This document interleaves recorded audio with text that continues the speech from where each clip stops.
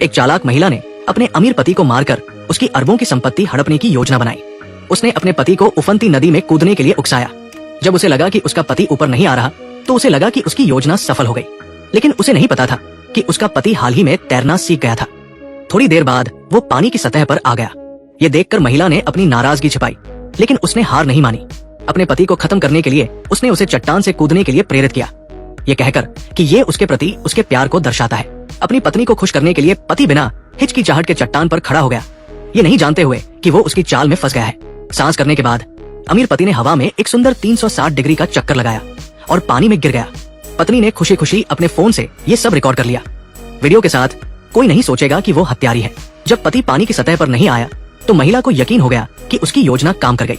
उसे बस घर जाकर अपने पति के वकील से मिलना था और वो आसानी से अरबों की संपत्ति की मालकिन बन जाएगी। ये सोचकर वो चुपके से मुस्कुराई, लेकिन जल्द ही उसे कुछ गड़बड़ महसूस हुई। उसने ये भूल लिया था कि उसे नौका चलाना नहीं आता। नदी के बीच में फंसी हुई उसने मदद के लिए फोन निकाला, लेकिन वहां सिग्नल नहीं था।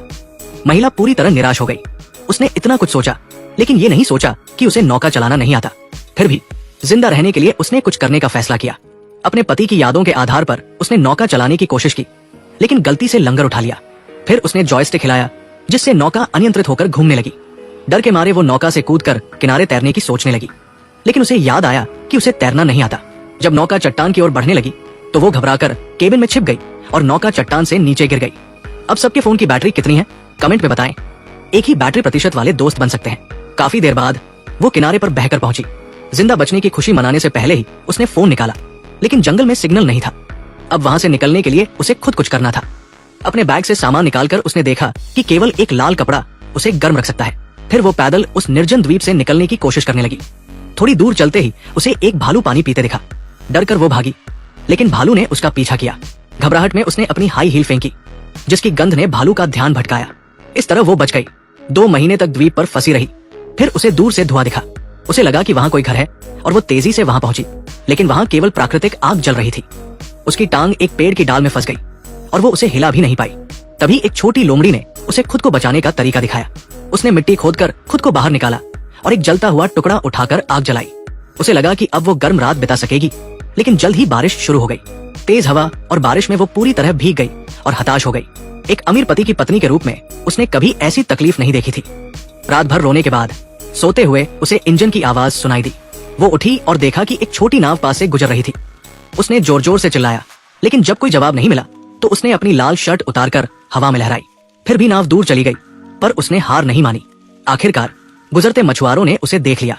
उसने उनके दिए खाने को लालच से खाया और अपनी कहानी सुनाई। खा पी कर वो मछुआरों के साथ उस जगह गई जहां उसका पति कूदा था। तभी उसे कुछ दिखा।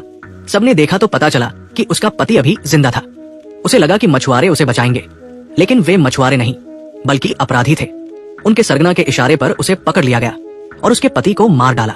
एक गुंडे ने उसे जमीन पर दबाया, लेकिन तभी एक रेंजर महिला ने चाकू से उसकी मदद की। बाकी गुंडों को अपने साथी की मौत का पता चला तो रेंजर उसे लेकर भाग गई। पीछा करने के बाद रेंजर ने एक चट्टान के पीछे छिपकर गुंडों से बच निकली। जंगल में पहुंचकर रेंजर ने उसे नहलाया और मछली खिलाई। 3 दिन बाद गुंडे फिर आए, लेकिन रेंजर और वो पहले ही भाग चुके थे। गुंडों ने उसकी चीजें देखी, लेकिन तभी एक गुंडा मारा गया। मौके का फायदा उठाकर रेंजर उसे लेकर किनारे पहुंची और गुंडों की नाव चुराने लगी। नाव पानी में डालते ही गुंडे आ गए। वो नाव में छिप गई, लेकिन रेंजर पकड़ी गई। गुंडे उसे जंगल में ले गए और मारने ही वाले थे कि एक गुंडे ने रेंजर को बचाया, क्योंकि वो उसी कबीले की थी। इस बीच सरगना मारा गया और दोनों महिलाएं बच निकली। फिल्म यही खत्म होती है।